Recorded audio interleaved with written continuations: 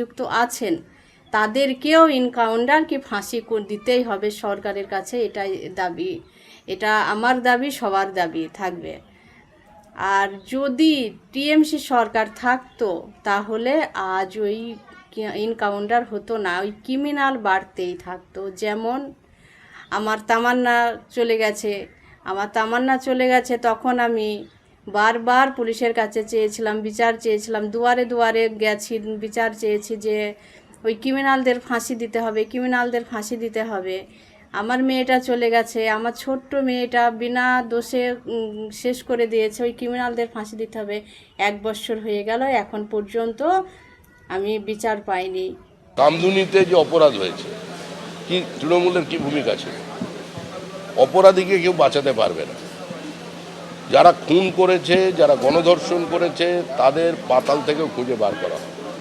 আর কেউ এই ধরনের অপরাধ করলে, বিহার থেকে শুটার নিয়ে এলে, উত্তরপ্রদেশ থেকে শুটার নিয়ে এলে, যে বলেন যে বিহারের যে একটা চালু হয়েছিল এখানে, এই ঘটনার বলি অনেকেই হয়েছে। নির্বাচনের পরেও আমরা 3 জন আমাদের কর্মীকে হারিয়েছি, তৃণমূল খুন করেছে। কিন্তু তৃণমূলের কোনো কাউন্সিলর, বিধায়ক, সাংসদ এখনো পর্যন্ত আক্রান্ত হয়নি, সুস্থ আছে। আমরা চাইলে পরিস্থিতি অন্যরকম হতে পারতো, এবং চাইলে তখন পরিস্থিতি অন্যরকম করে দেওয়া যেতে পারে। সেটা মানুষও বোঝে, তৃণমূলও বোঝে। কিন্তু আমরা সে পথে হাঁটিনি। ওই পথটা কোনো সুস্থ রাজনীতির পথ নয়। কিন্তু অপরাধীদের স্থান হয় জেলের ভেতরে, আর না হলে আকাশের ওপরে। এটাকে আমরা সবসময় ধিক্কার জানাই যারা করেছে, এবং এটার বিরুদ্ধে যেমন মানুষের একটা ক্ষোভ আছে, আমাদের সবারই ক্ষোভ আছে, এবং যারা ঘটনা ঘটিয়েছে দৃষ্টান্তমূলক শাস্তি হওয়া দরকার, ফাঁসি হওয়া দরকার আমরা মনে করি, এবং খুব স্ট্রং অ্যাকশন নেওয়া দরকার। কিন্তু তার সাথে সাথে আমি এটাও বলবো যে এই যে পুলিশ এনকাউন্টার যে করা হচ্ছে, কিন্তু লকে কিন্তু মানে সাপোর্ট করে বা লয়ের গাইডেন্সে কিন্তু হচ্ছে না। আমাদের দেশে কিন্তু একটা আইন আছে, একটা সিস্টেম আছে, সেটাকে মেনে কিন্তু করা হচ্ছে না। যেটা আমরা ইউপির কালচার দেখেছি, যবে থেকে বিজেপি ক্ষমতায় এসছে, ইউপির কালচার কিন্তু আমরা আস্তে আস্তে বেঙ্গলে দেখতে পাচ্ছি, যেটা বেঙ্গলের কালচার নয়। পুলিশের রিভলভার কেড়ে নিচ্ছেন, সেখানে পুলিশ একা নেই, পুলিশের সঙ্গে অনেক পুলিশ আছে যারা সেই ঘটনাটা পরিদর্শন করতে যাচ্ছে, সেটাকে রিকনস্ট্রাক্ট করতে যাবে, অর্থাৎ কেমন করে ঘটনা ঘটেছিল তা তদন্ত করতে যাচ্ছে। সেখানে এক ভ্যানওয়ালা আছে, চুল্লুখোর, মাদকখোর, যে ধর্ষণ করে খুন করেছে, সে রিভলভার কেড়ে নিল, আবার গুলিও চালালো, পালাতেও গেল, পুলিশে গুলি করতে হলো। পুলিশ কোথায় আমাদের? অথচ সেই লোকটাকে খালি হাতে একটা যুবক দেখছি টিভিতে ধরে নিয়ে যাচ্ছে থানাতে। বলুন, সে স্বীকার করছে মারের আগেই। তাহলে আজকে পশ্চিমবঙ্গের পুলিশটা কোথায় আছে বলুন আমাকে? এই পুলিশ যে কী করে পশ্চিমবঙ্গের আইন শৃঙ্খলা রক্ষা হবে, এটা আমার কাছে একটা বড় প্রশ্ন। এখন মুখ্যমন্ত্রী আসছেন, মুখ্যমন্ত্রী বলছেন, মুখ্যমন্ত্রীর কথায় এলাকার মানুষ খুশি হচ্ছে, মুখ্যমন্ত্রীর কথাতে এলাকার মানুষ ভরসা রাখছে, এটা খুব ভালো কথা। কিন্তু পাশাপাশি আজকের পুলিশ, সেই পুলিশের দুরবস্থাটা কিন্তু চোখে আঙ্গুল দিয়ে দেখিয়ে দিল। 6ষ্ঠ শ্রেণীর ছাত্রীকে নৃশংসভাবে ধর্ষণ এবং খুনের ঘটনার পর যেভাবে মৃতদেহ লোপাট করা হয়েছিল, তার পেছনে রয়েছে সুপরিকল্পনা। তদন্তে এমনই তথ্য উঠে এসেছে। যে জায়গায় আমরা দাঁড়িয়ে রয়েছি, সূর্যপুর স্টেশন থেকে প্রায় 60 মিটার দূরত্বে একটি জঙ্গলের অঞ্চল। তার যে সরু রাস্তা বা সংকীর্ণ পথ, সেখান দিয়ে হেঁটে আসলেই এই একের পর এক ক্ষেত, এবং কিছুটা দূরে চলে গেলে বড় বড় গাছ, জঙ্গলের অঞ্চল। যে জায়গাটা পুলিশের তরফ থেকে ঘিরে রাখা হয়েছে, সেটা হচ্ছে একটা জলাশয়, বা দূরে ক্ষেত থাকলেও মাঝখানে এই জলাশয়। যে জলাশয়ে ব্যবহার হয়তো কেউই করেন না আশেপাশের কোনো বাসিন্দারা, তার কারণ এখানে আশেপাশে বসবাসকারী সেরকম কেউ নেই। প্রভাস মণ্ডল, যাকে গ্রেপ্তার করা হয়েছিল, সেই প্রভাস মণ্ডল এই জায়গাটা আগে থেকেই খুব ভালোভাবে সে চিনত, এবং এই জায়গাতেই বস্তাবন্দি অবস্থায় ওই নাবালিকাকে খুন করার পরে ফেলে দেওয়া হয়, যাতে কেউ সন্দেহ না করে। যেদিনকে এই ঘটনা, সেদিনকে ঝমঝমিয়ে পড়ছে বৃষ্টি দুপুর থেকে।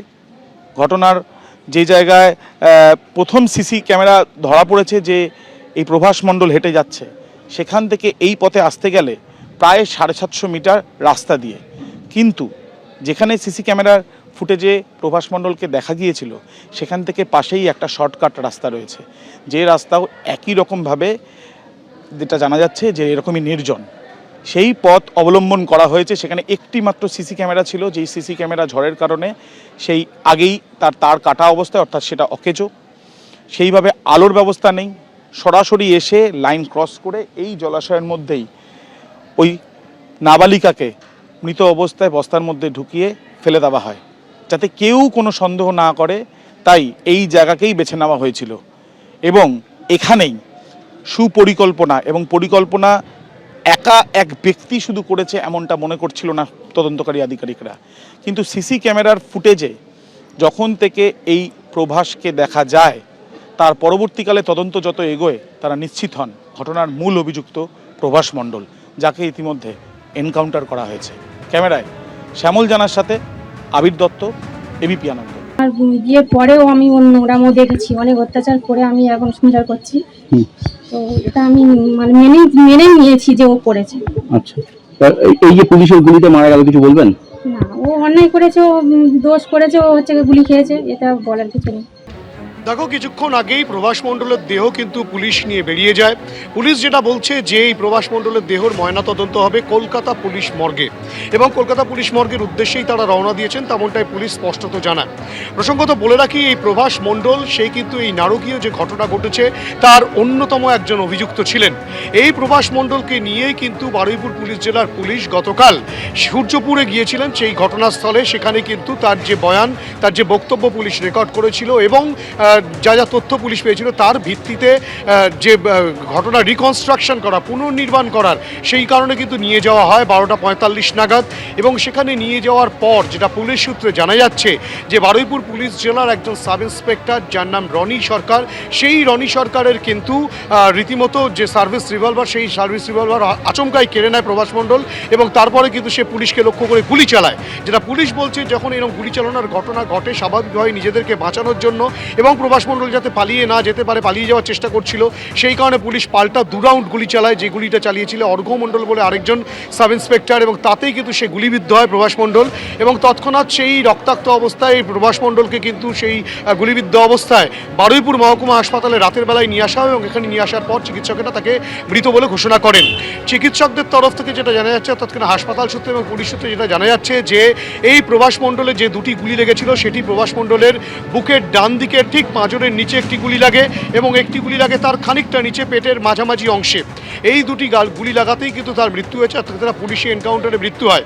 পুলিশি এনকাউন্টারে যেহেতু মৃত্যু হয়েছে সেই কারণে বারুইপুর মহকুমা হাসপাতালে সেখানে কিন্তু প্রথমত পুলিশ ইনকোয়েস্ট হয়, তারপরে ম্যাজিস্ট্রেট পর্যায়ের ইনকোয়েস্ট সম্পন্ন হয় এবং তারপরে জুডিশিয়াল ইনকোয়েস্ট সম্পন্ন কিছুক্ষণ আগে হলো। এবং সেই ইনকোয়েস্ট সম্পন্ন হওয়ার পর পরিবারের সদস্যরাও ছিলেন, অর্থাৎ কিনা প্রভাস মণ্ডলের মা এবং তার স্ত্রী ছিলেন, তাদেরকে সঙ্গে নিয়ে বারুইপুর পুলিশ জেলার তদন্তকারী দলের আধিকারিকরা তারা ছিলেন। একবার ম্যাজিস্ট্রেট এসেছিলেন, ম্যাজিস্ট্রেট তিনি ইনকোয়েস্ট সম্পন্ন করেন, পরবর্তী ক্ষেত্রে জুডিশিয়াল ম্যাজিস্ট্রেট তিনি আসেন, সেটা সম্পন্ন হয় এবং তার আগে পুলিশ করে রেখেছিল। এবং সমস্ত কিছু সম্পন্ন হওয়ার পর তার দেহ ময়নাতদন্তের জন্য কলকাতা পুলিশ মর্গে পাঠানো হয়েছে, তেমনটাই পুলিশ সূত্রে খবর। এবিপি আনন্দ, এগিয়ে থাকে, এগিয়ে রাখে।